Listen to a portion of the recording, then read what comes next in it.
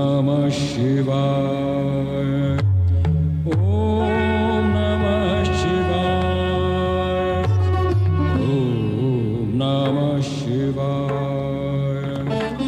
ओम नमः शिवाय। ओम नमः शिवाय। ओम नमः शिवाय। ओम नमः शिवाय। ओम नमः शिवाय। ओम नमः शिवाय। ओम नमः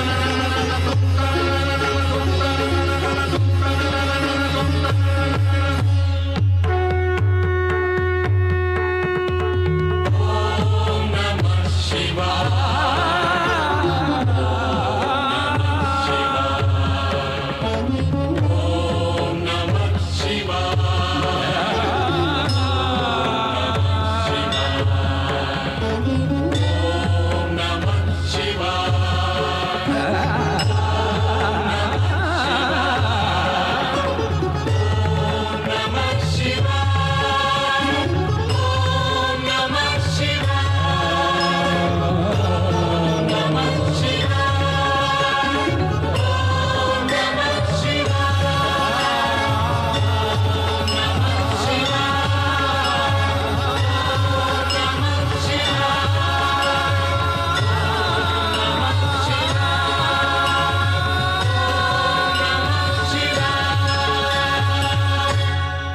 ओम नमः शिवाय।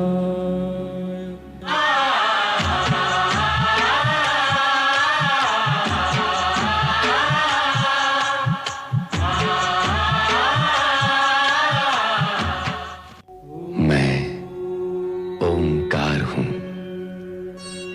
जगत के पंचभूतों का प्रेरणा स्रोत, पंचभूतों की सक्रियता का आधार और उनमें समाया हुआ। मैंने प्रत्यक्ष देखा कि ब्रह्मदेव ने वशिष्ठ को प्रेरित किया कि वे संध्या को शिव आराधना करने की प्रेरणा दें ताकि उनका क्रोध शमन हो सके। रुदन करती संध्या के समीप आकर वशिष्ठ ने शिवोपासना के लिए उसका मार्गदर्शन किया। उसकी कठोर तपस्या से प्रसन्न होकर भगवान शिव प्रकट होते हैं तथा उसे इच्छित वरदान देते हैं। साथ ही शिव संध्या को मेघा ऋषि के महायज्ञ की अग्नि में होम होने का मार्ग सुझाते हैं। संध्या ने ऐसा ही किया और वो 2 भागों में विभक्त हो गई। प्रातः संध्या देवताओं की आराधना के लिए और सायं संध्या पितरों के आह्वान के लिए। महायज्ञ की अग्नि से प्रकट हुई नारी आकृति मेघा ऋषि को पिता कह नमन करती है। ऋषि पुत्री का नाम अरुंधति निश्चित करते हैं। शिव स्वयं आकर अरुंधति को आशीर्वाद देते हैं तथा उसका विवाह सप्त ऋषियों में विशिष्ट ऋषि वशिष्ठ के साथ होना घोषित करते हैं।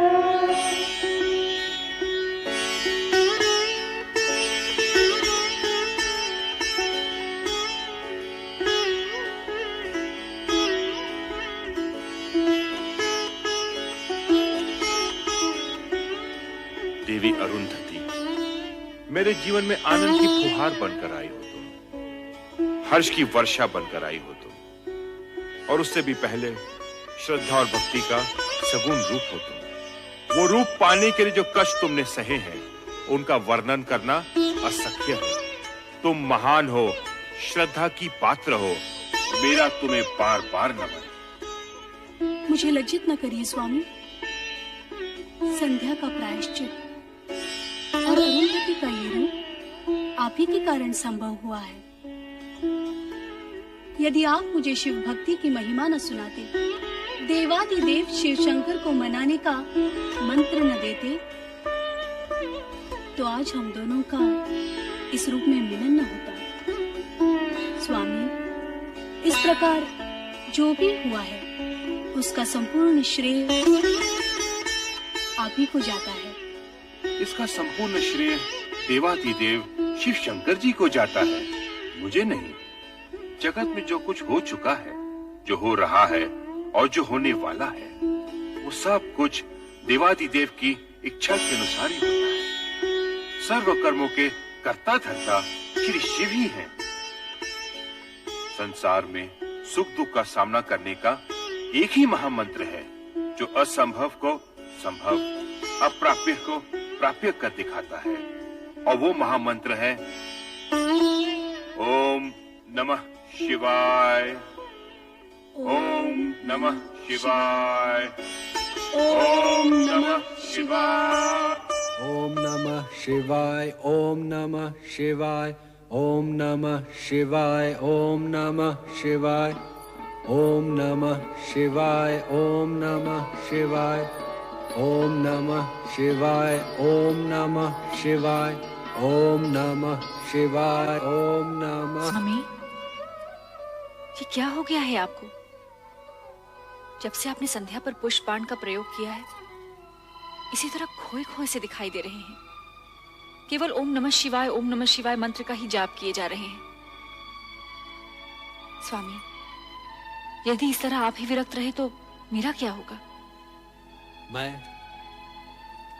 मैं भयभीत हो गया हूं प्रिय। भयभीत? किंतु किस कारण? मैंने संध्या पे जो पुष्प बाण का प्रयोग किया था, उसके परिणाम से तो तुम भली भांति परिचित हो। कहीं ऐसा ना हो कि इस परिणाम का प्रकोप मुझे भुगतना पड़े। नहीं स्वामी, आपने तो केवल अपने कर्तव्य का पालन किया है, और कर्तव्य भावना से ऊंचा होता है। निसंदेह ये कोई अपराध नहीं है। परंतु रति, यदि भविष्य में कोई ऐसी अमंगल घटना घटित हो गई तो क्या होगा? नारायण नारायण। पुष्प धनवा भ्राता कामदेव, मुझे देखकर इस प्रकार आंखें चुराकर कहां भाग रहे हो? और देवी रति कहां अदृश्य हो गई? प्रणाम देवर्षि। नारायण नारायण। मैं तो तुम्हारा भ्राता हूँ कामदेव, मुझे देवर्षि का सम्मान देकर लज्जित न करो। सम्मान तो आपको देना ही चाहिए। अच्छा, अब मुझे प्रस्थान के लिए आज्ञा दी। अरे भाग कर रहे हो भ्राता? मेरी पूरी बात तो सुन लो। आज्ञा कीजिए भ्राताश्री। अपने पुष्प बाणों से विचलित करके तुमने संध्या का तो कल्याण कर ही दिया। नारायण नारायण। कल्याण? वो कैसे?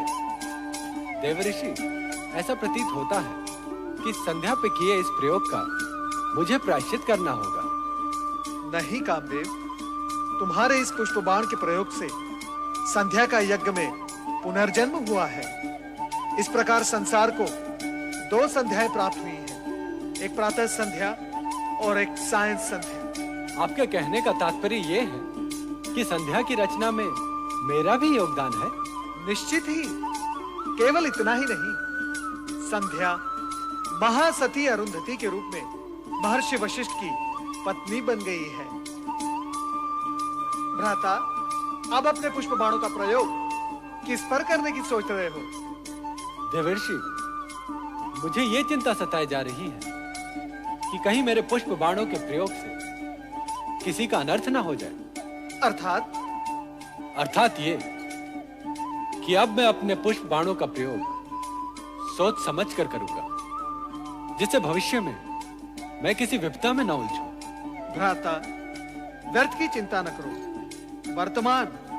वर्तमान तो उज्जवल है ही, और भविष्य चराचरपति शिव शंकर के अधीन है, और यही सनातन सत्य है।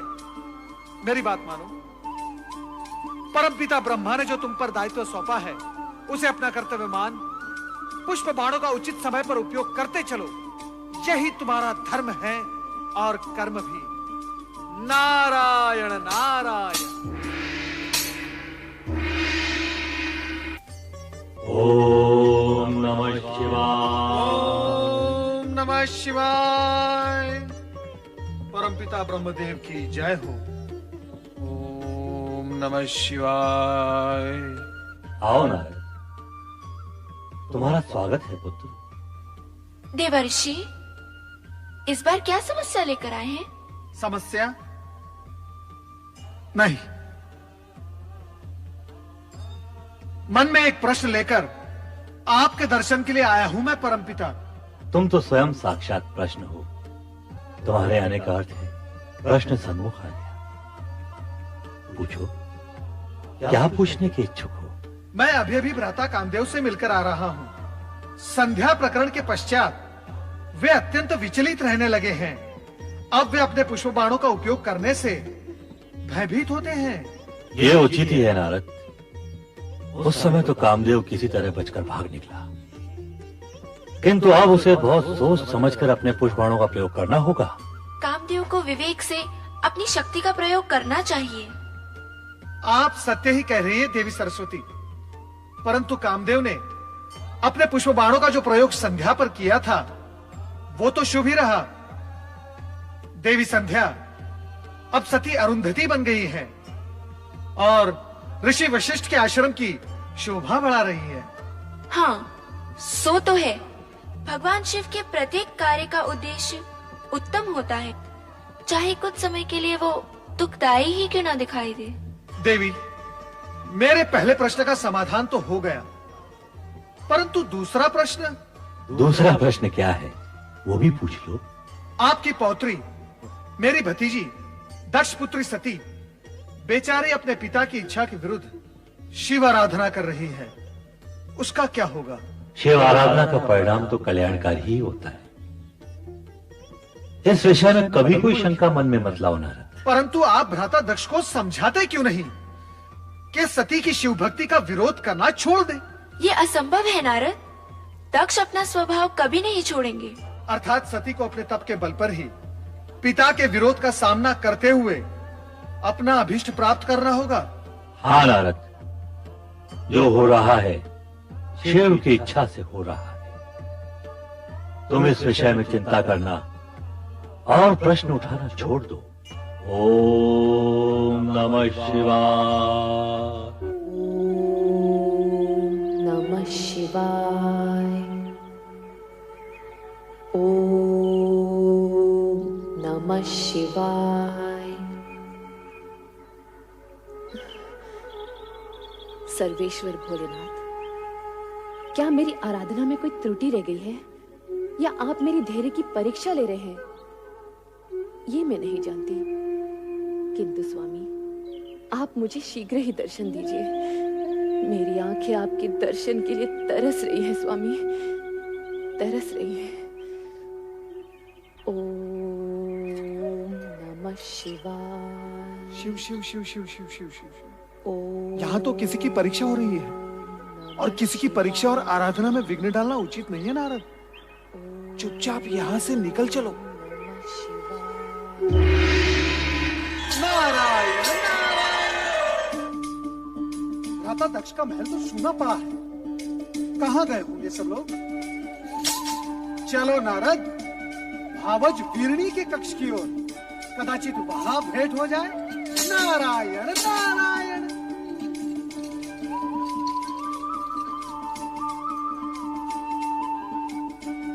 नारायण नारायण। प्रणाम भावज वीरणी, अपने देवर नारद का प्रणाम स्वीकार करें। विराजिए देवर्षि। नारायण नारायण। मैं आपके लिए केवल देवर हूँ, देवर्षि नहीं। और ये क्या भावज, आप चिंता में डूबी हुई हैं? मुझे किस बात की चिंता है देवर जी? बस सती के बारे में सोच रही थी। सती? पता नहीं उसकी तपस्या कब सफल होगी। नारायण नारायण। भावज, सती तो शक्ति का अवतार है। शिव जी को उनकी प्रार्थना स्वीकार करनी ही होगी। अब उनकी प्रार्थना स्वीकार होने में अधिक समय नहीं लगेगा। सच कह रहे हैं देवर जी। क्या आपको अपने देवर से असत्य की अपेक्षा है? मैं तो असत्य से भागता रहता हूँ, और भक्ति और जन कल्याण के मार्ग पर चलता रहता हूँ। ये क्या भावजी, आप फिर सोच में डूब गई? क्या करूं? आपके भ्राता और मेरे स्वामी का रूखा व्यवहार देखकर तो कभी कभी भय लगता है। उनके रूखे व्यवहार की आपने अच्छी कही। उनका तो जन्म ही परमपिता ब्रह्मा जी के पैर के अंगूठे से हुआ है। वो तो हर भली वस्तु को ठोकर मारने की सोचते रहते हैं। नारायण नारायण। और भगवान शिव जी का नाम लेते ही वो शिव शिव शिव शिव। भगवान भोलेनाथ उनको सद्बुद्धि दे, इतना ही मैं कह सकता हूँ। महाराज की जय हो। लो, जिनका नाम लिया वो पधार भी गए। अब मैं चलता हूँ। ठहरिए ना देवर जी, तनिक आप ही इन्हें समझाइए। शिव शिव शिव शिव शिव। क्या ये हठी जीव समझाने से समझने वाले हैं? नारायण नारायण। अरे नारद जी, आप? नारायण नारायण। भ्राता नारद कहिए ना भैया। आपके मुख से भ्राता शब्द सुनने के लिए ही तो मेरा आगमन यहाँ हुआ है। कहिए भ्राता नारद, कैसे हैं आप? तो चारों ओर भ्रमण करते रहते हैं। आपने हमारी शिव की धुन में खोई बेटी को भी कहीं देखा होगा। अब आप ही बताइए, क्या एक राजकुमारी को ये पागलपन शोभा देता है? आप उसे समझाते क्यों नहीं कि वो ये बचपना छोड़ दे? अब वो विवाह के योग्य हो गई है। नारायण नारायण। वो विवाह के लिए ही तो शिव आराधना कर रही है। क्या आप इतना भी नहीं समझते? उसकी आराधना सफल होगी। भगवान भोलेनाथ के साथ उसका विवाह होगा। इसमें आपको संदेह क्यों हो रहा है? नारायण नारायण। नहीं, मैं ऐसा नहीं होने दूंगा। मैं ये अनर्थ नहीं होने दूंगा। नारायण नारायण। भावज, आप क्यों व्याकुल हो रही हैं? होगा वही जो भगवान शिव शंकर को स्वीकार होगा। नारायण नारायण। मेरी सती का क्या होगा? क्या होगा मेरी सती का? मेरी सती का क्या होगा? मैं तुम्हें एक नहीं अनेक बार समझा चुका हूं कि सती को शिवाराधना साधना करने से रोको। उसे समझाओ महारानी कि वो अपने मन में शिव के प्रति इतनी निष्ठा भक्ति जगाकर अनर्थ ना करे। जो स्वयं अपने होने का अर्थ जानने के प्रयास में लगा हो, वो कोई अनर्थ कैसे कर सकता है? और रही बात सती को शिव की आराधना उपासना करने से रोकने की, तो स्वामी, आराधना उपासना निष्ठा ये तो मन की भावनाएं होती हैं, और भावनाओं पर भला कोई कैसे अंकुश लगा सकता है? ये सब कहकर तुम हमारी अवज्ञा कर रही हो महारानी। मैं ऐसी धृष्टता कैसे कर सकती हूँ? धृष्टता नहीं तो ये हमारी आज्ञा का पालन भी नहीं। महारानी, माँ होने के नाते अपनी संतान का शुभ अशुभ सोचना तुम्हारा कर्तव्य है, तो पथ भ्रष्ट होने पर उसे उचित मार्ग दिखाना तुम्हारा धर्म भी है। आप संभवतः उचित कह रहे हैं स्वामी, परंतु हमारी सती ना तो कोई अशुभ कार्य कर रही है और ना ही वो पथ भ्रष्ट हुई है।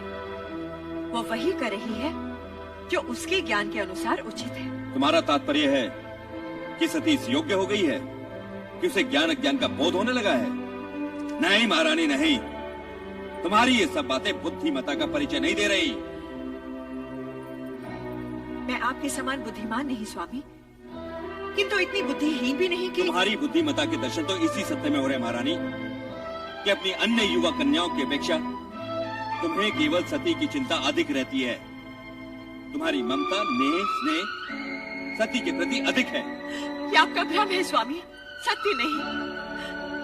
शरीर को अपने प्रत्येक अंग से एक सा मोह होता है, पुष्पमाला को अपने प्रत्येक पुष्प से एक सा स्नेह होता है, मुझे भी अपनी हर संतान से एक सा।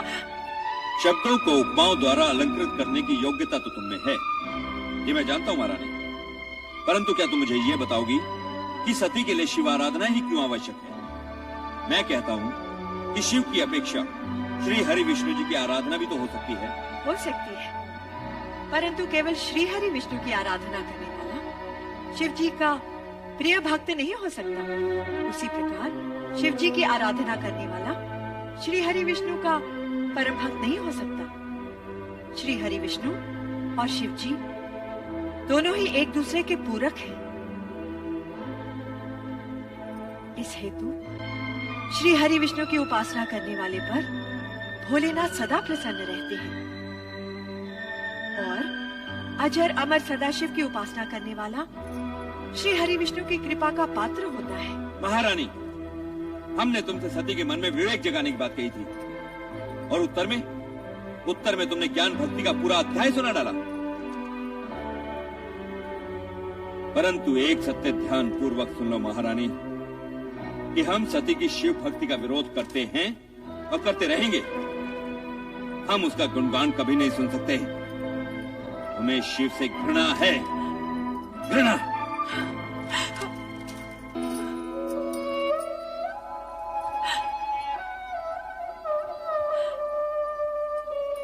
शिव से घृणा और स्नेह करना मनुष्य के वश में नहीं होता, वो भी केवल शिव की इच्छा पर ही निर्भर होता है।